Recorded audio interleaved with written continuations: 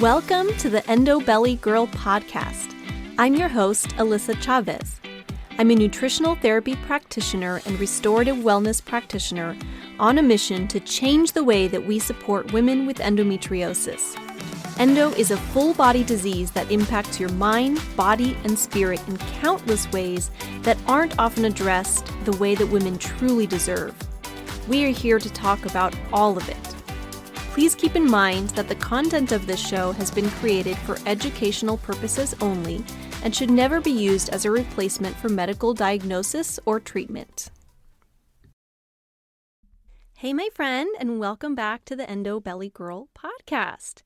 Have you, my friend, tried cutting out gluten, dairy, sugar, maybe even done an elimination diet, and are still struggling with bloating? If you feel like you've done everything right and nothing is working, this episode right here is for you. Because lately, the reason I'm recording this is because I've seen a lot of elimination diets happening there. Diets like AIP, which is the autoimmune protocol, a low FODMAP diet, all these different ones, thinking that this will solve all of your problems. And while you guys know I'm all about diet, I'm definitely a food-first type of practitioner, I also have an understanding that it's not everything, and we're going to dig into that today. Because bloating isn't always just about what you eat. So today, we're digging into the deeper reasons behind persistent bloating and what you can do about it. So I'm Alyssa Chavez, your host. Hey, my friend, and welcome back to the Endo Belly Girl podcast. Have you, my friend, tried cutting out gluten, dairy, sugar, maybe even done an elimination diet, and are still struggling with bloating? If you feel like you've done everything right and nothing is working, this episode right here is for you. Because lately, the reason I'm recording this is because I've seen a lot of elimination diets happening there. Diets like AIP, which is the autoimmune protocol, a low FODMAP diet, all these different ones, thinking that this will solve all of your problems. And while you guys know I'm all about diet, I'm definitely a food-first type of practitioner, I also have an understanding that it's not everything. And we're going to dig into that today because bloating isn't always just about what you eat. So today, we're digging into the deeper reasons behind persistent bloating and what you can do about it. So I'm Alyssa Chavez, your host. I have worked with dozens of women with endometriosis who have done everything right, cleaned up their diet, taken all the gut health supplements, and yet they're still bloated. So if that's you, here's the truth. Bloating isn't just about food. And if you don't fix the real problem, then no amount of clean eating is going to work. In this episode, I'm going to break down the 4 biggest reasons why your bloating won't go away. Things like low stomach acid, bile flow issues, microbiome imbalances, and even nervous system dysfunction, and give you a plan to finally begin to feel some relief. So if you're tired of guessing and want actual answers, then let's get into it. Starting out, let's go through some myths versus truths. Myth number 1, bloating is always caused by food intolerance. The truth, while food sensitivities can contribute, bloating can stem from deeper issues like poor digestion, SIBO, or stress. Myth number 2, digestive enzymes and probiotics fix bloating.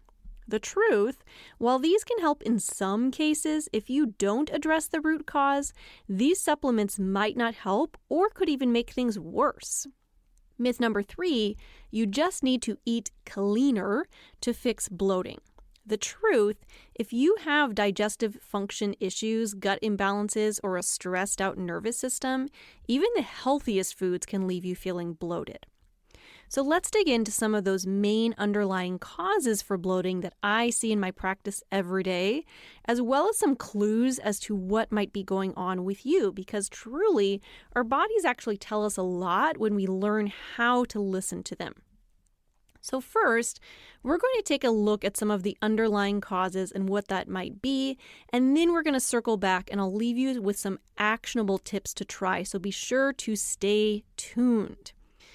All right, so these are really the 4 top things that I see. Are these the only things that can contribute to or cause bloating? Of course not, but they are really the top 4 things that I tend to see in my practice and resolving one, or sometimes it's multiple at once. It's not always just one thing, but these are some of the first things that I would look at if someone came to me with bloating.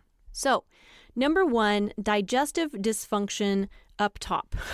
So what I mean by that is that your digestion really is a north to south process, meaning it's top down, right? We want to think of what's happening in the upper part of your digestive system in order to really support what's happening further down. So even if you bloat, like maybe in your lower abdomen or middle of your abdomen, we'll talk about that a little bit today, it's still very possible that one of the contributing factors to your bloating is actually what's happening at the top part of your digestive tract, primarily in your stomach.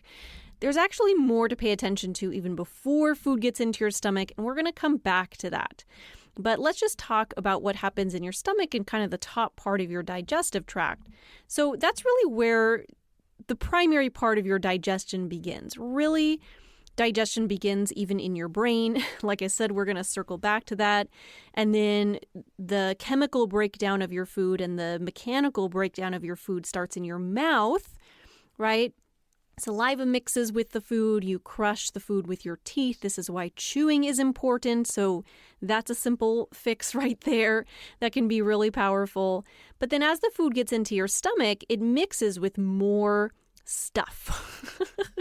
It mixes with the stomach acid, it mixes with some enzymes, and that's where more of that chemical breakdown starts to happen. And if that part is not happening effectively, if you don't have enough stomach acid, which I know might sound backwards from what you're used to hearing on, say, antacid commercials, it is actually a very common thing. I see this all the time in my practice. This was definitely the case for me when I first started this journey, that it's actually very common to have low stomach acid, low HCl, as well as enzymes, right? Primarily the pancreatic enzymes, the enzymes that start to break down protein. Those can also be just low. There's not enough of that. And that can cause the food to not be broken down very well in your stomach, which means it's then passing into your small and large intestine, not being properly broken down. And that can absolutely contribute to bloating, as well as even just developing food sensitivities. So what I want you to do here, first of all, is just pay attention to your body. First of all, do specific types of foods make you bloat? For example, do you tend to get more bloated after eating a protein-heavy meal? If you sit down and you eat a big old steak, do you feel bloated afterwards? Because that could mean that you have that low stomach acid, or you're low in the enzymes that help to break down protein, like pancreatin. Hey, my friend, and welcome back to the Endo Belly Girl podcast. Have you, my friend, tried cutting out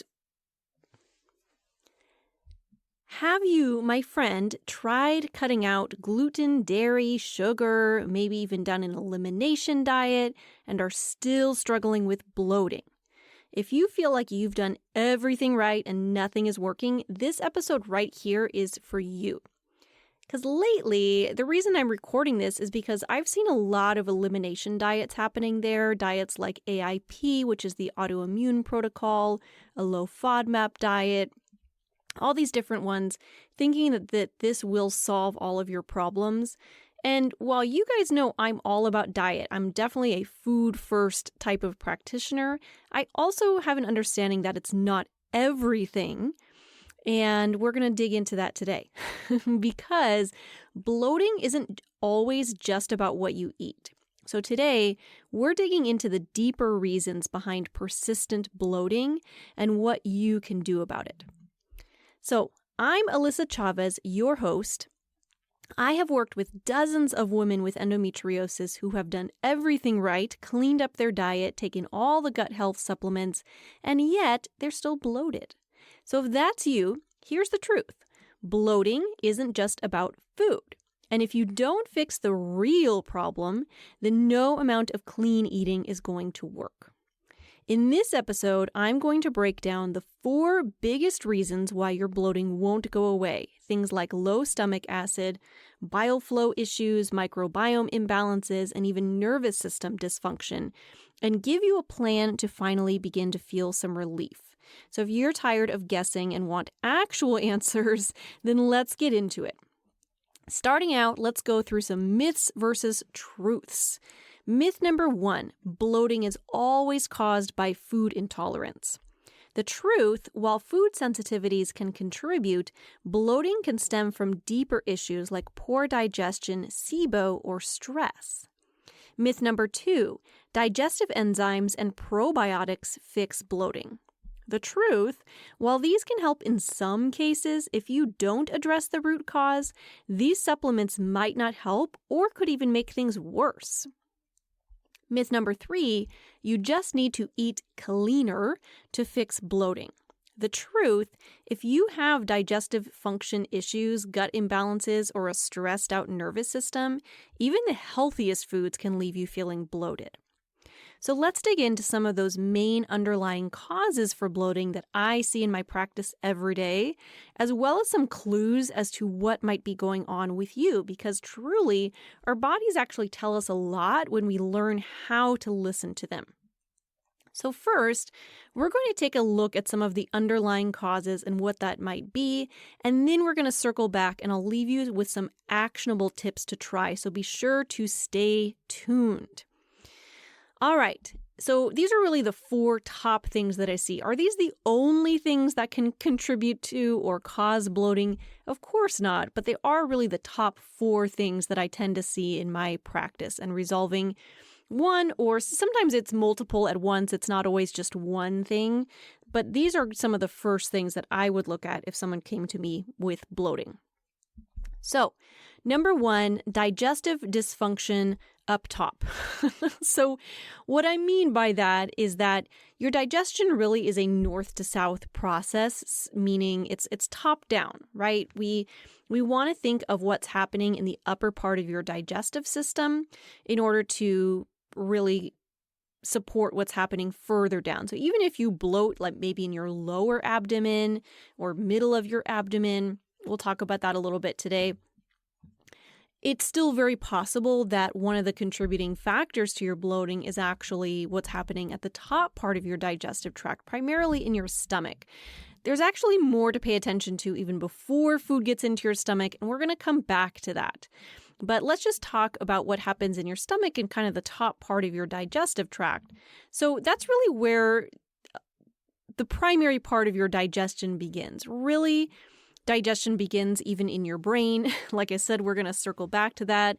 And then the chemical breakdown of your food and the mechanical breakdown of your food starts in your mouth, right? Saliva mixes with the food. You crush the food with your teeth. This is why chewing is important. So that's a simple fix right there that can be really powerful. But then as the food gets into your stomach, it mixes with more stuff. It mixes with the stomach acid, it mixes with some enzymes, and that's where it's more of that chemical breakdown starts to happen. And if that part is not happening effectively, if you don't have enough stomach acid, which I know might sound backwards from what you're used to hearing on, say, antacid commercials. It is actually a very common thing. I see this all the time in my practice. This was definitely the case for me when I first started this journey, that it's actually very common to have low stomach acid, low HCl, as well as enzymes, right? Primarily the pancreatic enzymes, the enzymes that start to break down protein.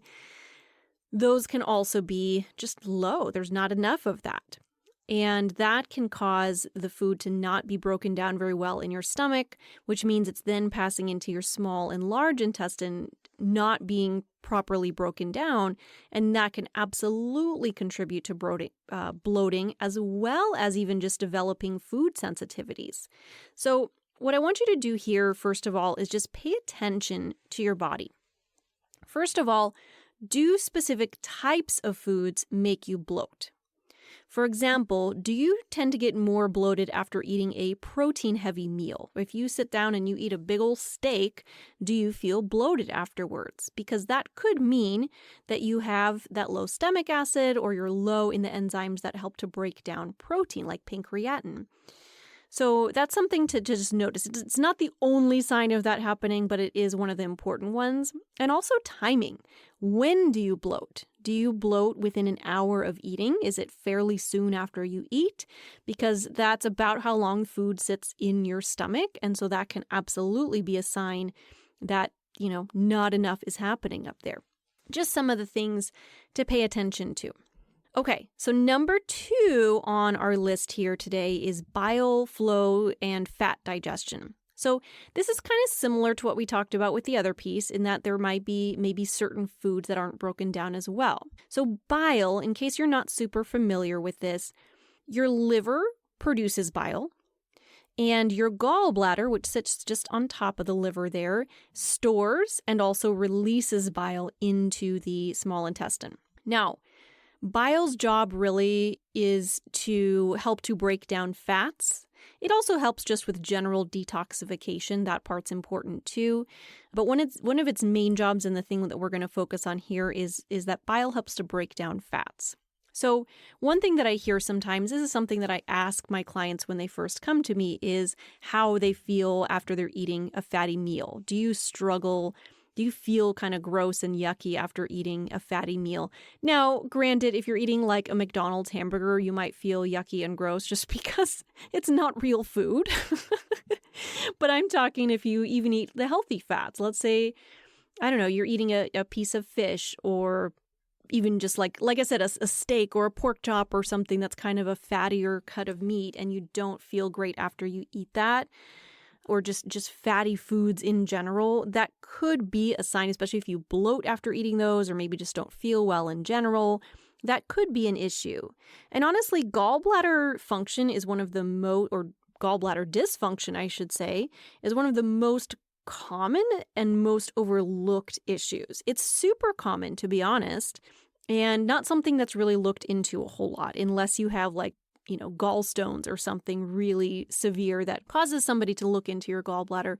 But many of us can use support even if you have, just a more minor gallbladder dysfunction going on. Other signs of potentially having that sluggish bile, sluggish fat digestion can be things like nausea is a common sign of that, floating stools, greasy stools, things like that. So yes, my friend, pay attention to your poop. Do you have floaters going on in there? Because oftentimes if your stools float and or they look kind of greasy or shiny, that can be a sign that your body's not breaking down fats well. So you're kind of just pooping them out, right? So there's just other signs to pay attention to. Because like I said, paying attention to what's happening in your body, the signals that your body is sending you can be really important for figuring out what to do next. This is a big part of what I do as a clinician. Like I said, when I work with clients, these are all things that I look into with them. I'm looking at their digestive process. Some of it involves testing and some of it just involves looking at their symptoms and their day-to-day experience. Because, the goal here isn't just to take care of symptoms. That's not something that's going to be super supportive in the long run if we're just chasing symptoms, so to speak. However, symptoms in your body give us so much information about what's going on. And those basically symptoms are your body's way of communicating what's happening, right? Where it might need support.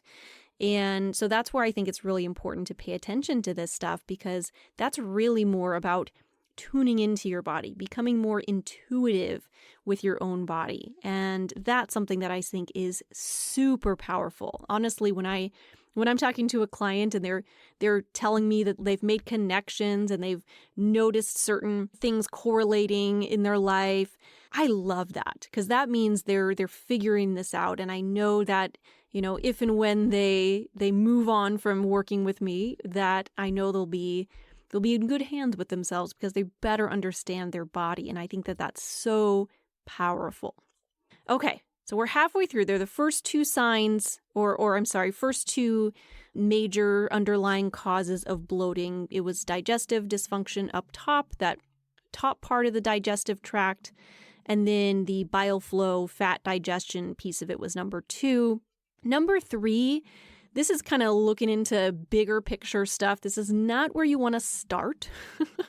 Start with the foundational stuff. We'll come back to that when we talk about actionable steps to take. But I do think it's really important to be aware of this, and I'll explain why. Because number 3 is all about SIBO and dysbiosis. Now, if those are completely foreign terms to you, that's okay. They were to me too once upon a time, and now I talk about them literally every day of my life. In fact, I'm just had been doing a continuing education course all about SIBO and dysbiosis, all things gut health. I just love learning more and more and more about this stuff and how different people are working with this and seeing success in the clinical setting. Anyway, I digress. What is SIBO? SIBO is small intestinal bacterial overgrowth. Now, I'm going to do this kind of one at a time. So what that means is there's a growth of bacteria in your small intestine. Okay. By the way, bacteria are intended to live in your gut. However, the bacteria are really supposed to hang out in the large intestine, the colon. That's where the bacteria are really meant to be, and they thrive in there. And actually, they do a lot of good for us. When they're the good beneficial species of bacteria, we want those in our bodies because they help us to break down foods that we can't break down. They create byproducts that actually are very beneficial for our health. So it's actually a very positive relationship. However, there really shouldn't be a lot of bacteria in the small intestine. It's not made for that. And so what really happens is that some of the bacteria from the large intestine ends up back in the small intestine, and the bacteria in there releases gases. Methane or hydrogen are the main ones that it releases. And that release of gases by the bacteria can cause bloating, and really to an extreme degree. So oftentimes, if I have somebody come to me and they say something like, everything makes me bloat, everything I eat, or they say something like, I look pregnant all the time, or at certain times, you look 5 months pregnant, 7 months pregnant, however far along your belly is in the moment. That's not a surefire sign of I have SIBO. So that is not a way to diagnose SIBO, but it gives you an idea of where to look for sure. So, and I would also say that constipation is very common here. You can sometimes have diarrhea, but I would say with SIBO, constipation is much more common.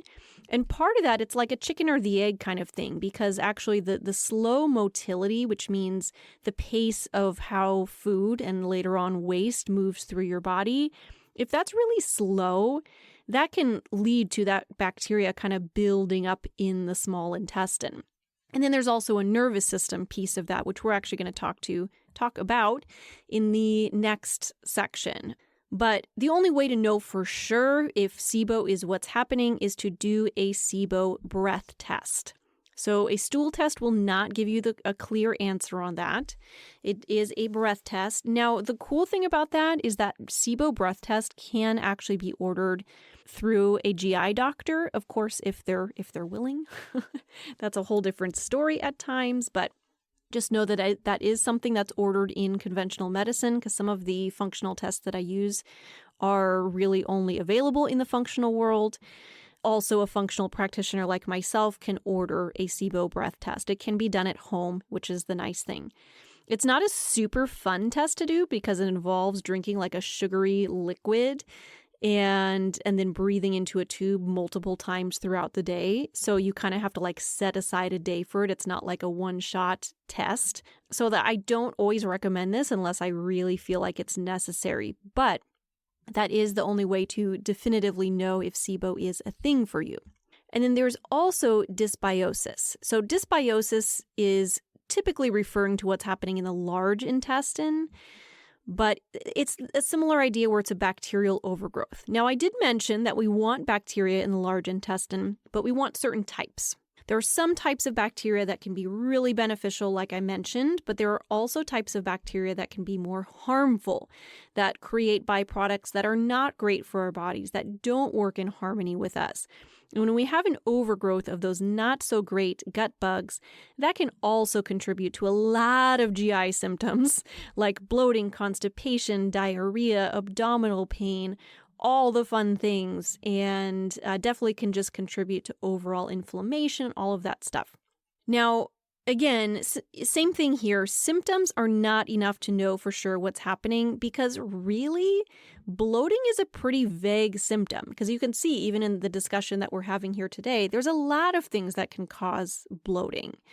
But it can give you clues as to where to look. That's why I'm kind of mentioning some of the different common patterns that I see with bloating with some of the specific, ways that can pop up. So testing here is key. I highly do not recommend trying to quote unquote treat your gut or especially self-treat your gut without testing. Although I don't actually recommend self-treating your gut anyway because it's so easy to do more harm than good. So testing here is key. When it comes to the small intestine, that breath test is the way to go. However, when it comes to your large intestine, you would have to look at a stool test. I like to use the GI map. That's my go-to stool test. Now, what I'll do in my practice, especially because let's be real, all of this stuff can add up. And not everybody has, unlimited budgets. If you do, you have all the money to throw at this and you want to just hit right away with a GI map and a SIBO, that can be a good option. However, what I do sometimes in my practice is I'll start with a GI map, see what's going on in the large intestine, and work on what's happening there, and then add a SIBO breath test if necessary, especially if budget is a concern. And the reason behind that is it's not uncommon for me to see SIBO, really resolve itself through balancing out the microbiome in your large intestine because, hey, anything that you're using to support that has to pass through your entire small intestine to get to the large intestine, so it can kind of end up killing off bacteria on the way. That's not always the case because different types of bacteria require different ways to get rid of them. I won't go super deep into that today because that's not what we're here for. But anyway, that's just kind of my thought process in things. So that can be something to consider for yourself. But if you're concerned that SIBO might be an issue, that can be something to look into. Okay. And then number 4, the fourth most common thing that I see that can really contribute to bloating is nervous system dysfunction. And this is an important one. I actually really debated putting this at number 1. And I guess at the end of the day, the order doesn't really matter because, it's more a matter of just figuring out what might be going on in your unique body. But I actually do really recommend this as a starting point of how to support your body because it's A, the least invasive way to support your body. B, most of us need some nervous system support these days. Life is stressful here in 2025 as I'm recording this. There's a lot happening in the world and there's a lot happening in your own life as an endo warrior. There's a lot of things. So I feel like we can just all use some nervous system support in general. But I did want to speak to how that really impacts your gut and your digestion and your bloating, since that's what we're here to talk about today. So for starters, I think it's important to know that there is a direct connection between your gut and your nervous system, between your gut and your brain. They absolutely impact each other. Really, it goes both directions. So one of the primary things that I see is there's a nerve called your vagus nerve. It starts from the back of your skull and then it goes all the way down through your body. It crosses over all of your digestive organs. And it basically sends signals to your digestive organs of when to turn on, when to turn off. And like anything, when your body is under stress of some kind or another, digestion is not its priority.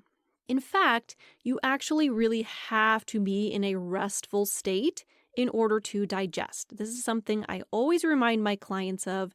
Rest to digest. You do have to rest in order to digest. So what does that look like? Well, we're going to circle back to that in a second. I keep getting ahead of myself here. But we are going to talk about some of the specific ways to support that and make sure that you are in that calm, relaxed state before you eat. But the other thing I wanted to mention here before we really dig into all the actionable steps to take, there's also a system in your body called the migrating motor complex. And what this system does is, you may be familiar with the idea of peristalsis, even if you don't necessarily know the word, because basically, you know that feeling when you swallow, and you can even see in your throat how there's kind of that wave-like action because your esophagus, that long tube there, is like squeezing the food down to your stomach. That process is called peristalsis. And that happens really throughout the digestive tract. When there's food moving through, that smooth muscle of the digestive tract squeezes the food through so it keeps on moving. That's what we want. But there's also a system called the migrating motor complex. And what that does is it helps to move things along when there isn't food. So in your small intestine, right, food will go through all of the small intestine and then move into the large intestine. And there might be some stuff left behind. There might be some bacteria that was left behind. There might be some toxins that were left behind, maybe some small food particles that didn't get washed out with the rest. And so the migrating motor complex basically does a similar action to that peristalsis and moves things that shouldn't be in the small intestine, or at least that we don't want to hang out there, moves it out and into the large intestine.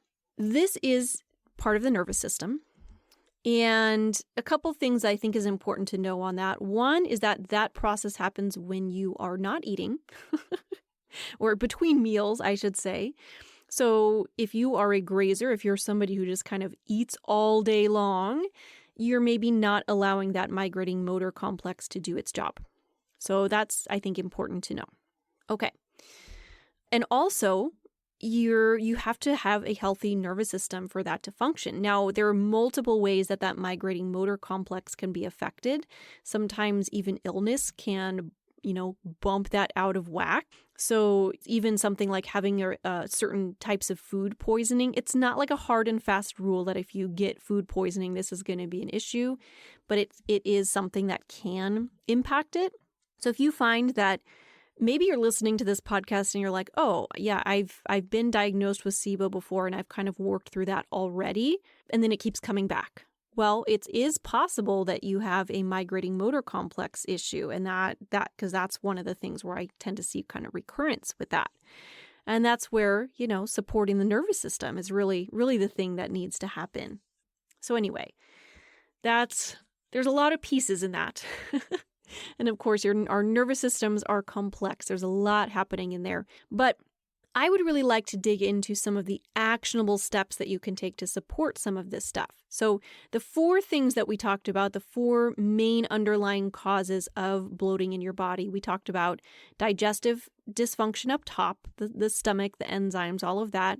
The bile flow and fat digestion, we talked about the SIBO and dysbiosis, and we talked about the nervous system dysfunction. Now, when you're working to support this stuff in your body, I really recommend, again, thinking from a top-down approach. This is the same approach that I would take if you were my client.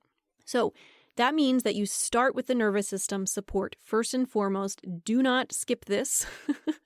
Do not pass go. Start with this first. Get yourself into a rest to digest state, right? A calm, relaxed state when you eat, which can be as simple as sit down to eat, put your feet on the floor, take maybe 3 to 5 nice deep breaths before you eat. Feel your belly physically soften as you do that. This is something that I've been working on in my own life lately. Besides just taking deep breaths, can you actually physically soften your belly as you breathe? So you're actually making space. You're calming the nervous system. You're sending signals to your body, to your nervous system, to your brain that it's safe, you're in a safe space, it's okay to go ahead and prioritize digestion. That's what you're telling your body with those actions. And then as you're eating, can you actually eat while you're sitting still, while you're sitting in the first place? Sometimes it's that. While you're not distracted by scrolling through Instagram. Put the phone down just for a minute and just focus on your food.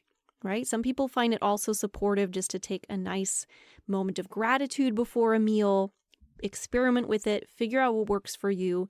But the most important thing is that you feel calm, or at least more calm when you go to eat a meal. And that's one of the biggest things and very simple things that you can do to support your nervous system. And then, since we're thinking about a top-down approach, we want to think of supporting the digestion at the very top. We talked about this a little bit before. Chew your food. When you chew your food, it breaks it down, it mixes it with saliva, it prepares that food to head into the rest of your digestive tract. So that's a good place to start as well. When it comes to your stomach, sometimes supporting your body with some digestive enzymes can be helpful. Sometimes doing things like a shot of apple cider vinegar or lemon juice right before a meal, like 10 minutes before a meal, can be supportive. I would not recommend that if you struggle with heartburn or just kind of upper GI discomfort. It might be too much. That might be a sign that you need some healing in the upper GI tract before you throw acid on it. But if you're able to tolerate that stuff well and your tissues are not inflamed there, that can be a really supportive way to support your digestion. A supportive way to support your digestion. See all my scientific terms here? Another thing that can be helpful is taking digestive bitters before meals. So these typically come in a tincture form. They're basically just herbs that have a bitter flavor. And taking that, again, about 10 minutes before a meal can also be really supportive in just getting your body to fire up digestive juices on its own. It also can really be supportive of the gallbladder. So this kind of segues into our second part, which was about supporting that fat digestion. And bitter foods are actually one of the most important things for that. So the digestive bitter tinctures can be really great. You can also look into bitter foods like arugula, dandelion greens, citrus peel, so like zesting an orange or a lemon or something, kale, broccoli, Brussels sprouts, even dark chocolate and black coffee. And I do say black coffee because it needs to actually taste bitter. That's the whole point. So, with the chocolate or the coffee example, if you're adding a bunch of sweeteners and stuff to it, yeah, you might not be getting the effects of the bitter flavor because it's actually that bitter taste on your tongue that sends signals down to your body that there is, it needs to start to turn on the gallbladder function and all of that. So yeah, it has to actually have a bitter flavor. If you're not used to that, there might be a little bit of an adjustment period, and just know that that's normal, right? If we're kind of accustomed in our society to, eating things that are very sweet and salty, and bitter is not a huge part of our flavor profile, at least in the Western cultures. So just know that there might be a little bit of an adjustment period. Another thing, hydrate well, drink water. May sound obvious, but so many people don't actually drink enough water. But you also want to avoid drinking water while you're eating. I know that's a very common thing, is that a lot of people will eat a meal and then just suck down a whole cup of water while they eat. That is actually not the time that you want to drink a lot of water because it dilutes your digestive juices. Small sips, that's what you really want. You can have a couple of small sips to wash down your food, that's fine, but you want to really limit your water intake during meals as well as just right before and right after. Between meals, sip away. That's when we want to stay really hydrated because your body actually needs water in order to produce digestive juices, right? Your stomach acid, it's primarily made of water. Your bile, it's primarily made of water. And you need water intake in order to produce those substances in your body, amongst other things, but that's definitely a part of it. Okay, when it comes to the SIBO and dysbiosis, I'll be super honest and say I don't have a solution I'm going to give you on this podcast because you need to get testing done to find out if that's an issue in the first place. Please don't just guess based on what you've heard in the podcast today. I'm simply trying to give you some clues as to where to look. And also, do not try to self-treat this. Get yourself tested if you think this might be an issue and you've already worked through all of the other things. and work with a professional who knows what they're doing, somebody who does functional work and can help to support you through this stuff. Yeah, I just see so many people do more harm than good on their bodies.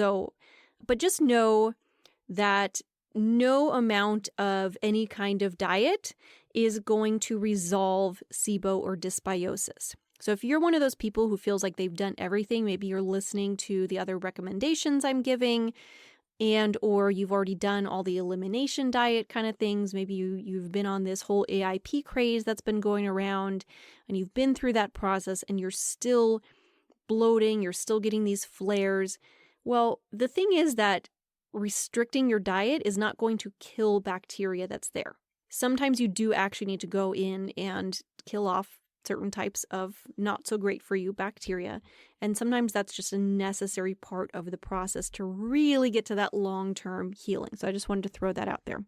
Okay, so sorry to leave you hanging on that a little bit, but I do feel the need to just be a responsible practitioner and a responsible podcast host. So I'm not going to, give you here's some antimicrobial to take to kill that off. And plus it's different based on what's going on in your body, because different types of bacteria actually do need different antimicrobial agents. It's not like a one-size-fits-all solution. Okay, there's my 2 cents on that. I will step off of my soapbox now and get back to your regularly scheduled programming. A good place to start, though, with all of this is to just track your symptoms if you haven't been doing that already. Pay attention to when you're bloating. Does it happen with specific foods? Does it happen more when you eat protein or you eat fat? Does it happen more, at certain times, like within an hour of eating? Is it more like a couple hours you eat? Does it seem completely random? Is it all the time? How severe is it? Pay attention to that stuff.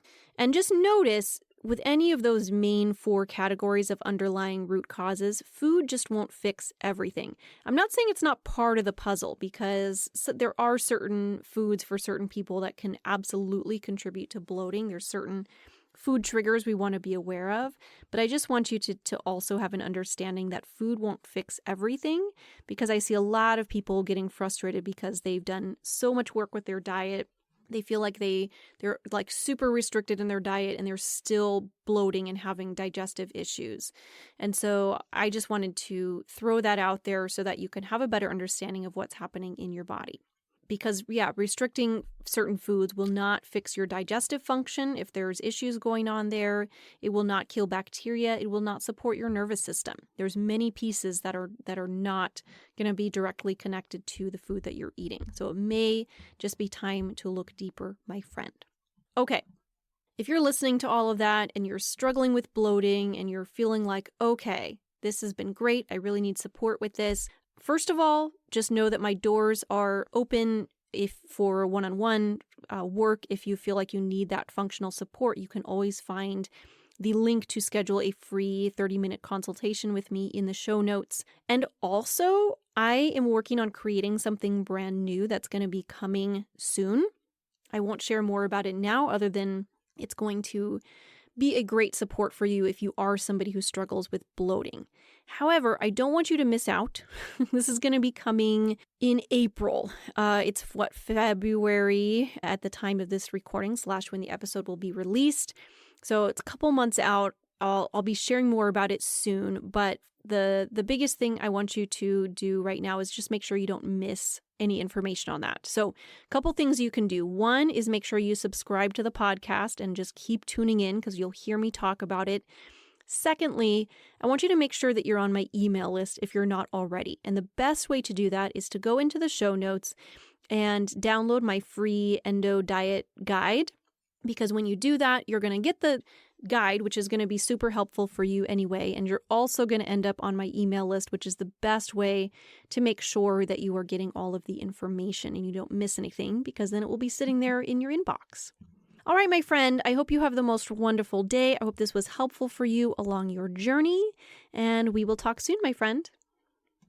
Thank you so much for joining me today, my friend. If you loved what you heard, be sure to share with a friend and subscribe so that you can keep coming back for more.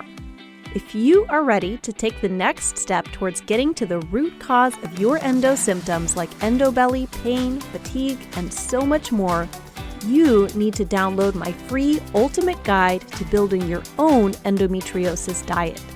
You can find the link in the show notes or at www.endobellygirl.com. Until next time, my friend.